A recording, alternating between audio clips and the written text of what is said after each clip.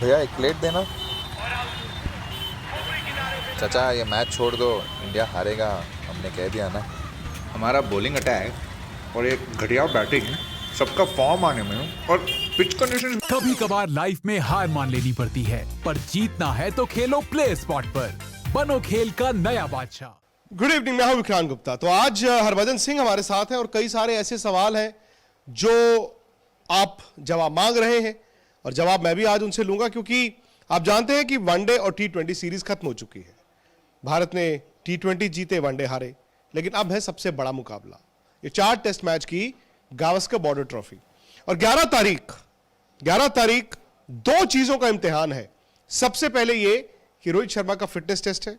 अब रोहित शर्मा के fitness test में क्या नतीजा आता है, क्या वो 100% फिट है, 70% फिट है, 80% फिट है, और उसके बाद टीम मैनेजमेंट कॉल क्या लेती है, क्या उनको ऑस्ट्रेलिया भेजा जाएगा। दूसरी बात यह है कि आपका जो सेकंड वार्म अप गेम है, जो फर्स्ट क्लास गेम है, उसका आगाज होगा ऑस्ट्रेलिया में और वो पिंक बॉल के साथ खेला जाएगा, ताकि आपके खिलाड़ी पहले टेस्ट मैच से पहले पिंक बॉल के साथ एक बार फिर यूज टू हो जाएं। और उसमें सबकी नजर रहेगी विराट कोहली पर, क्योंकि उन्होंने T20 के बाद कहा था कि मैं फिजियो से पूछूंगा कि मुझे यह मैच खेलना चाहिए कि नहीं खेलना चाहिए।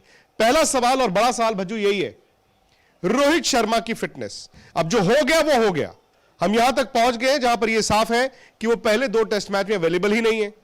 लेकिन अगर वो कल 100% फिट नहीं होते, कहा जाता है कि 80% फिट है, क्या आप उनको ऑस्ट्रेलिया भेजना चाहेंगे, ये देखते हुए कि 14 दिन का क्वारंटीन मिलेगा, उसके बाद शायद वो तीसरे टेस्ट मैच के लिए फिट हो? रोहित शर्मा बहुत वैल्यू ऐड कर सकते हैं टीम में, क्योंकि बहुत बड़े खिलाड़ी हैं। उनको वो कंडीशंस, पिचेस ऑस्ट्रेलिया की उनके बल्लेबाजी को बहुत सूट करेंगी। ऑन ए पर्सनल नोट, मुझे लगता है कि अगर वो 70-75% भी फिट हैं, तो अगर वो बल्लेबाजी कर सकते हैं तो उनको ज़रूर जाना चाहिए वहाँ पे, क्योंकि ये तो मेरा एक अपना ओपिनियन है। But it comes down to entirely player के ऊपर कि उसकी फिटनेस कैसी है, क्योंकि जब तक प्लेयर कॉन्फिडेंट नहीं है कि उसकी फिटनेस कैसी है, तो हम सब जो है वो कॉल नहीं ले सकते हैं। तो जो भी कॉल लेंगे रोहित शर्मा, ये हमें उस कॉल को रिस्पेक्ट करना चाहिए, क्योंकि वो जानते हैं उनकी बॉडी को कि कैसा महसूस कर रहे हैं। But as a fan, as a cricketer, I would love to see Rohit Sharma in the test matches in Australia and love to see him bat in Australian नहीं, conditions. सही बात है। और ये भी देखना होगा ना कि अगर विराट ने पहले टेस्ट मैच के बाद वापस आना है, क्या आपके पास वहां पर बैकअप बल्लेबाज हैं कि नहीं है, क्योंकि आप ये रिस्क नहीं ले सकते। और रोहित अगर जाते हैं, भले ही उनकी फिटनेस वहां जाकर आप देखें कि 100% है कि नहीं है, मुझे लगता है कि वाकई में एक विकल्प तो होना ही चाहिए टीम के पास।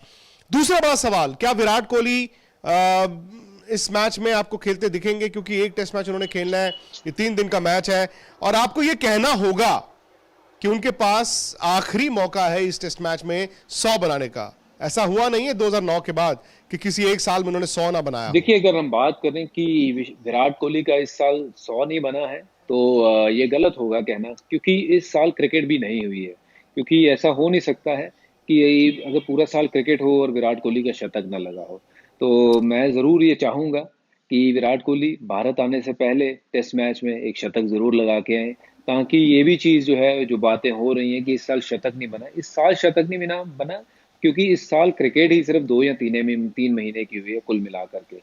बट ये ज़रूर चाहूँगा कि विराट कोहली जब भारत वापस आए तो एक शतक के साथ वापस आए। देखिए, ये भी है कि डेविड वार्नर का ना होना कम से कम पहले टेस्ट मैच में, हो सकता है दूसरे में भी, ये ऑस्ट्रेलिया के लिए भी झटका है, क्योंकि उनको वार्नर के साथ एक और सलामी बल्लेबाज चाहिए था। यहां पर तो दोनों खिलाने हैं और दोनों गैर तजुर्बेकार हैं, दोनों का पता नहीं कि फॉर्म होगी कि नहीं होगी, फिटनेस होगी कि नहीं होगी। तो कहीं ना कहीं ये जो एडवांटेज हम बात करते थे ऑस्ट्रेलिया की तरफ बहुत ज्यादा था, शायद वो इतना ज्यादा नहीं है। लेकिन आप इस टेस्ट सीरीज में भारत के लिए क्या चुनौती देखते हैं, और दूसरा, क्या वाकई में ये बड़ी मुश्किल सीरीज होने वाली है? जी हाँ, मैं मानता हूँ कि ऑस्ट्रेलिया में हराना बहुत बड़ी बात होती है। पिछली बार जो भारतीय टीम ने वहाँ कर दिखाया था, उसको रिपीट करने के लिए इस बार दुगनी मेहनत करनी पड़ेगी, क्योंकि विराट कोहली पहले मैच के बाद वापस आ रहे हैं। रोहित शर्मा वहाँ पे होंगे या नहीं अभी तक हमें पता नहीं है, और ईशांत शर्मा नहीं है।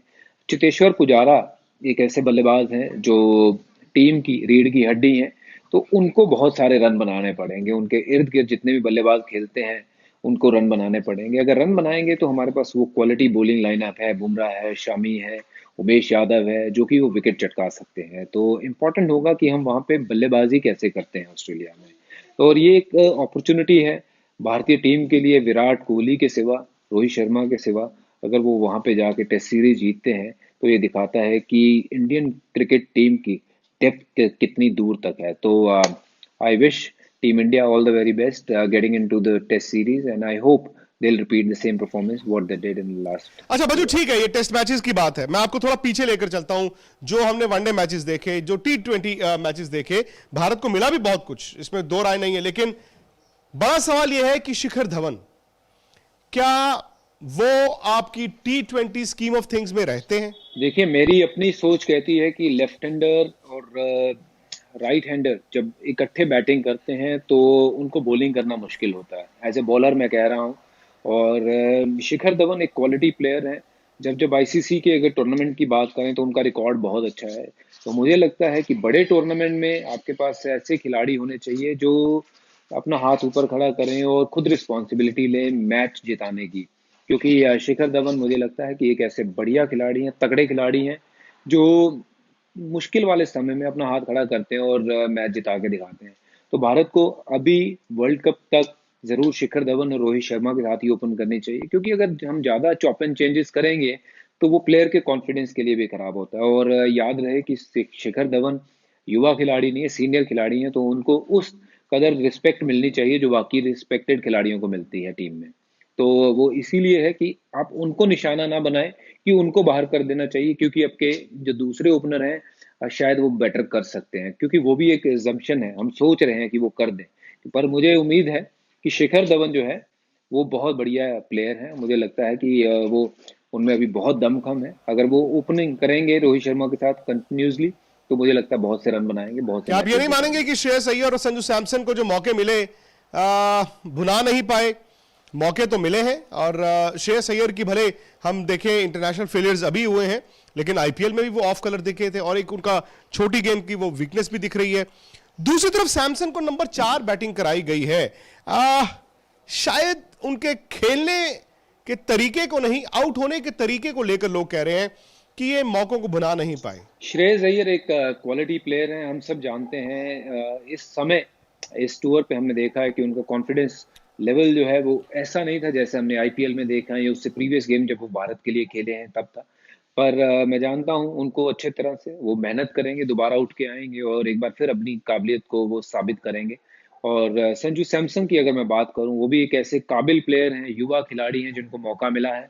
तो ये मौकों को बुनाना उनको अभी आया नहीं है, बट युवा है, इनके साथ थोड़ा सा हमें टाइम जो है बिताना पड़ेगा, उनको और थोड़े और चांसेस देने होंगे।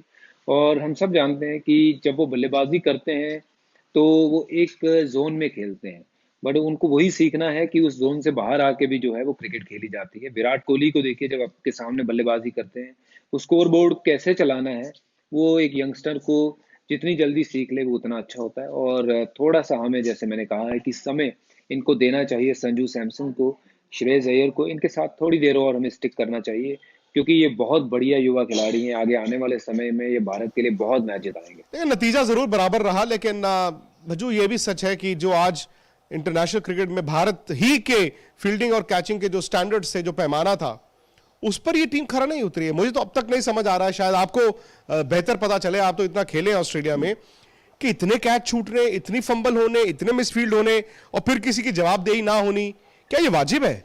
जी हाँ, बिल्कुल। Test cricket is about catches win matches. तो अगर आप कैचेस नहीं पकड़ोगे तो फिर कोई भी बड़ा खिलाड़ी आपको दोबारा चांस नहीं देगा। Someone like Steve Smith, you can't drop a catch of Steve Smith. हमें जानते हैं कि वो ऑस्ट्रेलिया में बल्लेबाजी जब करते हैं, सेट होते हैं, तो कितने रन बनाते हैं। तो डेफिनेटली जो कैचिंग स्टैंडर्ड है वो बेटर होना पड़ेगा, और फील्डिंग के ऊपर मुझे लगता है कि तवज्जो अब देनी भी पड़ेगी, क्योंकि test matches is about how well you bowl and how well you take those chances in the slip cordon. So I'm sure team must be working hard on those aspect, और मुझे उम्मीद है कि ज़्यादा हम उसमें कैच छोड़ेंगे नहीं और ज़्यादा अपॉर्चुनिटी स्टीव स्मिथ को देंगे नहीं रन बनाने की। हकीकत यही है, अब हो गया जो होना था।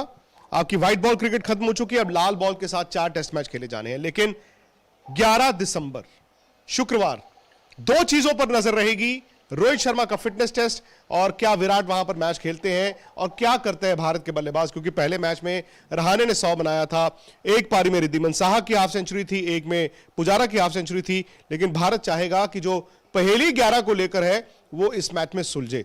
तो हर तफसील आपको कहां पर मिलेगी, स्पोर्ट्स तक पर मिलेगी। और अगर अभी तक आपने सब्सक्राइब नहीं किया है तो प्लीज कीजिए और नोटिफिकेशन की घंटी जरूर बजाइए।